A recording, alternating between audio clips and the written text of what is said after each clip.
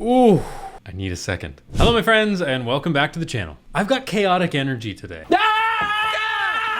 And I'm a classical musician, so I guess we could call it classical chaos, which is exactly what we're listening to today. VoicePlay featuring Rachel Potter. It's classical, it's chaos, it's classical chaos. And like most VoicePlay videos, we've got hundreds of thousands of views. So in this video, let's figure out why. Why do you love it so much? Why do people love VoicePlay so much? What do I expect from this video? Low rumbling notes from that wonder, Jeff Castellucci.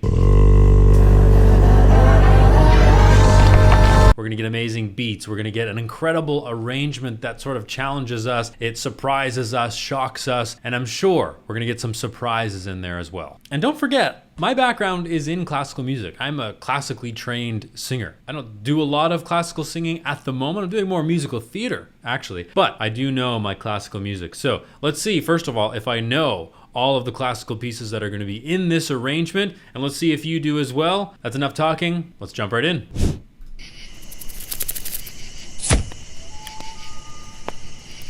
Spooky. What song is that?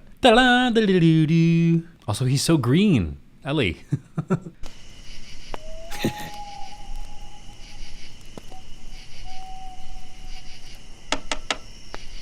Da da da da da da da da da da da da da.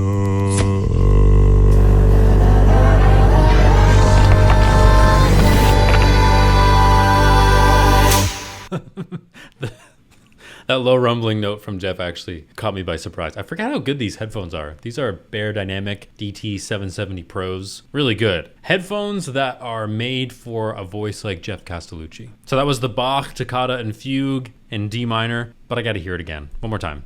Da da da da da da da da da da da da da da.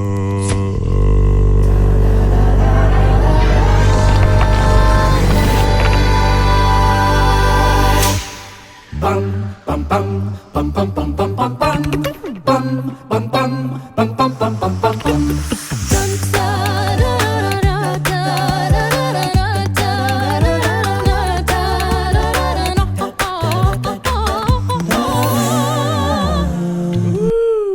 Had some Mozart, and just from those two notes, I think we have Carmen next. Ooh, okay, so as expected, some low rumbling notes from Jeff Castellucci. Does not disappoint ever. And of course, we've got some great beats. This is a good arrangement and we're only, 25 seconds in. I say this a lot, but it's worth repeating, especially with VoicePlay, is when I'm listening to an arrangement, I don't want something completely brand new, to be honest. Like, I don't want something that kind of shows signs of the original piece, but actually doesn't sound anything like it. With this last one that they just did, Eine kleine Nachtmusik by Mozart, it sounded like it, right? It sounded like they just took the original version and then they added their own flavor. They added their own spice. So we've got some other singers sort of in the middle of that texture doing kind of a counter melody or bringing out a little part that maybe you don't hear when you're listening to the original orchestration. So let's listen to that again and see if you can hear all those little counter melodies and additional harmonies that are going on. Bum bum bum bum bum bum bum bum bum bum bum bum bum bum bum bum bum.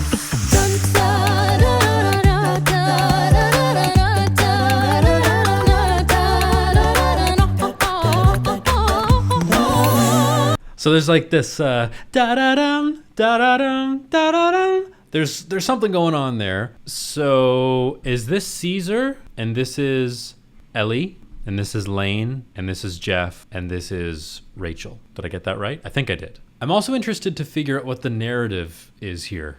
It's classical chaos. We've got spooky Halloween vibes. We're in a forest. It's kind of like Into the Woods, except with monsters. Yeah, I don't really know what the story is or what the kind of narrative going on is here, but we'll figure it out as we go along.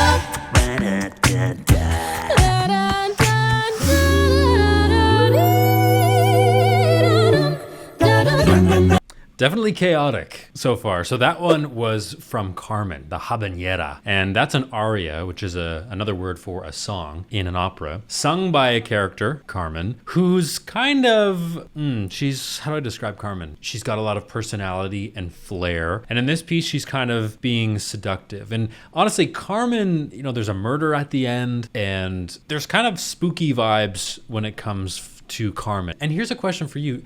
Does classical music kind of have a sinister or dark vibe for, I'm not calling you average by any means, but to the average sort of everyday viewer? I'm a classical music fan and a classical musician myself, so I don't really see it. But is there a sinister vibe when it comes to classical music? Like, do you think of sort of darkness and church and lightning and thunder? Because I'm interested to know why it's classical chaos and they're doing classical music with monster villain costumes in a dark forest. I don't quite get that yet, but let's see. La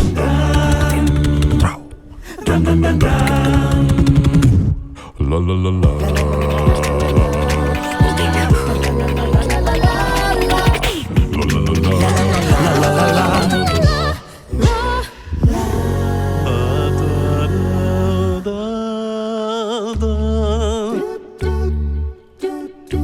And now we're into Strauss. So I kind of answered part of my question. As soon as I asked the question, why is it so dark and sinister? They gave us Beethoven. Dun, dun, dun, dun, dun, dun, dun, dun. And that to me makes sense. That's kind of sinister, because if you know anything about Beethoven, he seemed to be a troubled person, and he's kind of portrayed as being someone who's very grumpy and angry all the time. Like if you look at photos of him, that classic photo, and I'll pull it up on the screen right now, where he's kind of like this.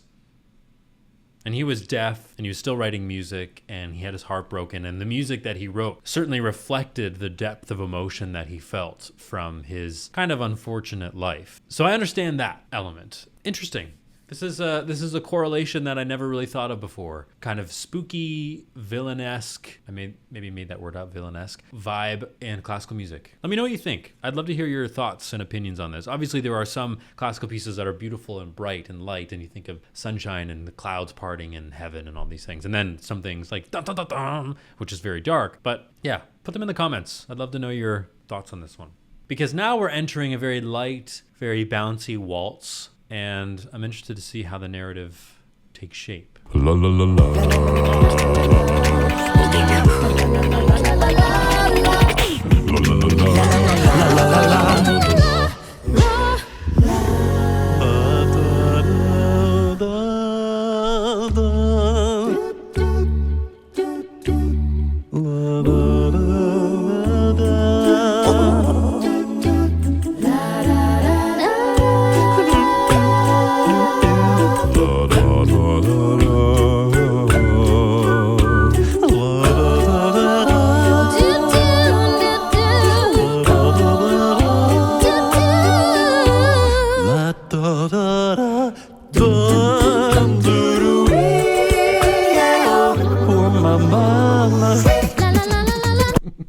Okay.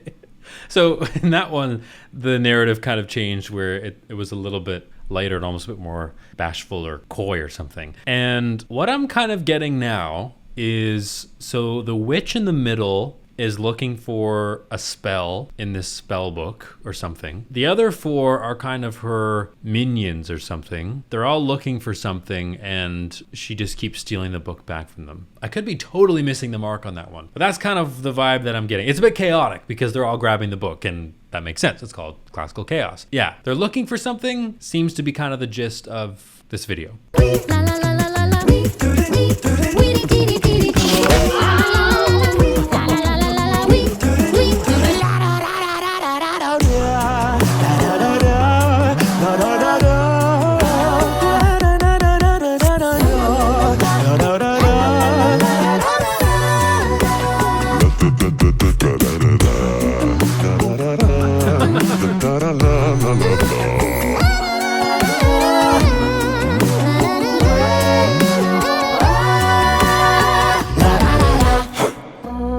Such an interesting take on Für Elise. So that was the classic Beethoven piece, Für Elise. And I loved what they just did there. It seemed like Caesar stole Jeff's voice for a moment. I was like, whoa, Caesar can really sing low for a baritone. And then it was actually Jeff's voice for part of that, at least. Very interesting. Here's a question that always sort of comes up whenever I hear these classical music, not mashups, like kind of a mashup in a way. What would Beethoven or Mozart or Bach or Strauss, what would they think about this if they heard it? Like if they heard their piano sonata, or in this case Fürlis, if Beethoven heard that sung by 5 singers, what would he think? And I'm always curious if they would be offended and if they want their art to be portrayed in the exact way that they wrote it and expected it to be done, or were they innovators and did they really want, people to take liberties with their music? And I guess it would differ based on the composer. I would actually think someone like Bach would appreciate the innovation because he was an innovator himself. He challenged the church a lot. He challenged those higher authorities in the music that he made. Someone like Mozart seemed pretty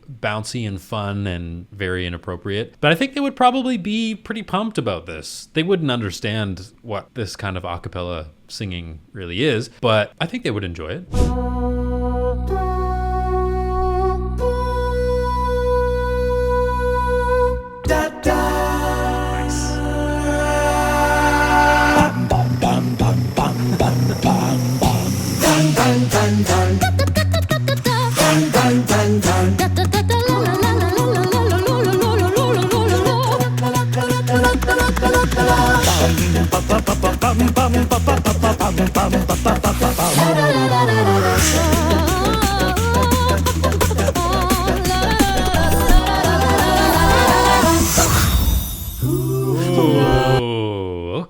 Okay, that was interesting. So they kind of took that can-can melody and moved it into a minor mode. They kind of did like a natural minor scale going down, which adds to the sinister element of this, adds to the darkness. And I love the arrangement, and I love what they're doing acting-wise. What VoicePlay does really, really well is they just give us this complete package. It's not just good musically, it's not just good production value-wise, it's this complete package. And I think that's why they're so successful, or at least part of why they're so successful. They can sing well, the arrangements are good, costumes are great, the set's great, the story arc is really interesting and fresh.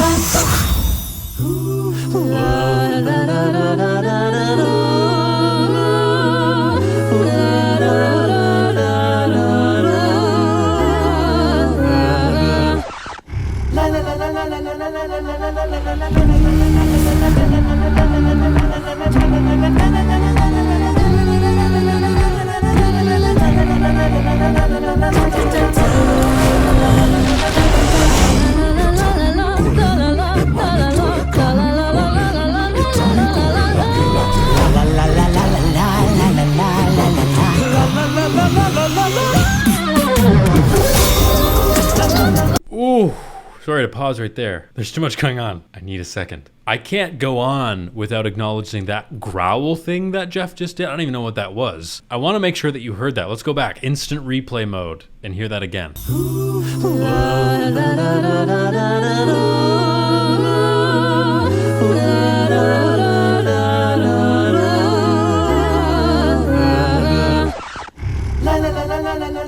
What is that? Sounds like the Balrog of Morgoth.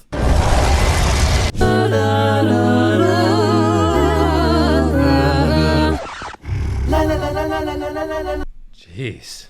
So it seems like Lane is in love with this character, Rachel's character, but she's not reciprocating those feelings. And then poor Ellie is just hanging out in the middle. Poor guy.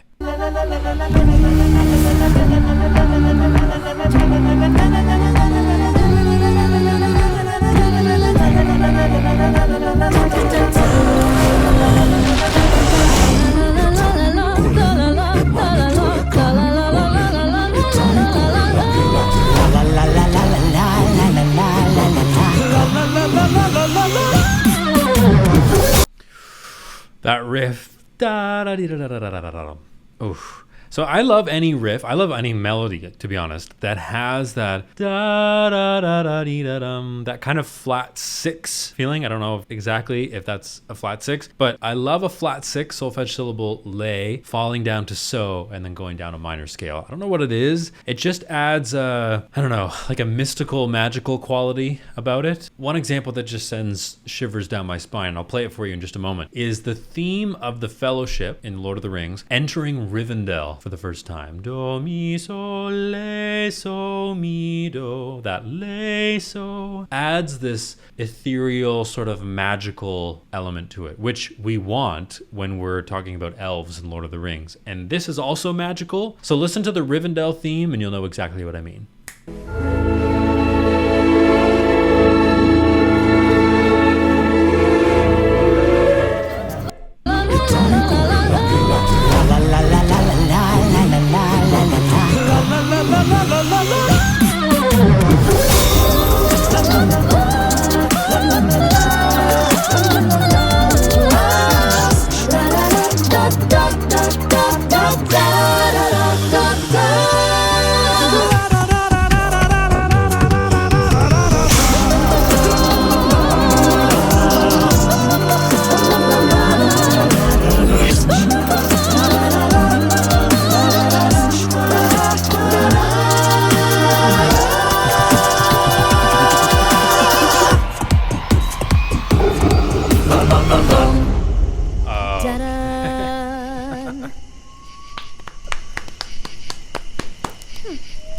Nice. Bye.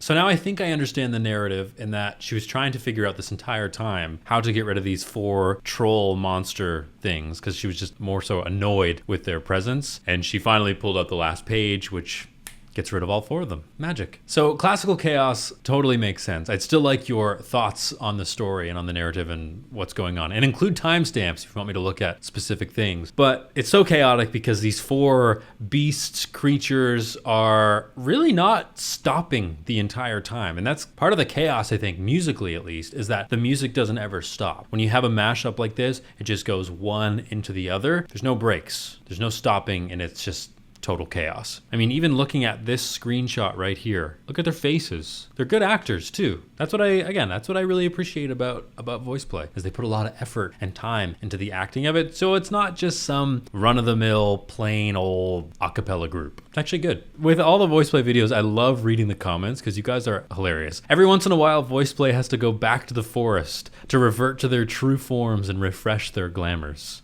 And of course, stock up on more spells to enchant their audience. Hopefully it isn't a problem that Rachel got away with the book. Hope not. I love how Jeff is like, Lord, give me strength at the love part between Rachel and Lane. What is that? Let's look at that.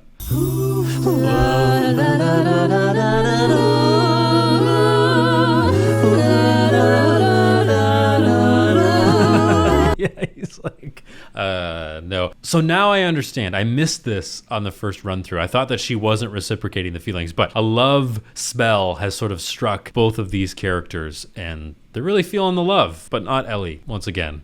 Ellie's still caught in the middle. I'm very certain this is pretty much how Lane's brain works. Chaotic, but of undeniable brilliance and genius, masterfully arranged and performed. Yeah, if Lane is the one who does all of these arrangements, then kudos to him, because they are not simple arrangements by any means. I mean, you can go and take a collection of classical pieces and just put them in order, and that's that. But to have them all bleed into one another, that makes sense musically, is really, really hard. So an extra round of applause for Lane for arranging this one. Brilliantly done. I can't even imagine how you came up with that. And on that very spooky and chaotic note, I think we will call it on this video. Once again, VoicePlay, incredible. The arrangement's good, thanks to Lane. The performances are good. The overall package that they provide to their viewers and to their fans is just world class. And that's why I keep coming back to VoicePlay, because it's just brilliant every time, but always surprises me in some way. So thank you for recommending this video. If you enjoyed this video, please like and subscribe. I will link the original clip of Classical Chaos in the description, so make sure you give that a watch and give VoicePlay some love. If you have any questions, comments, or concerns, leave them down in the comment section below. Love you very much, and I'll see you in the next video. Oh, and don't forget, if you want bonus and exclusive content and you want to support me as a creator, check out my Patreon, link in the description. Bye-bye.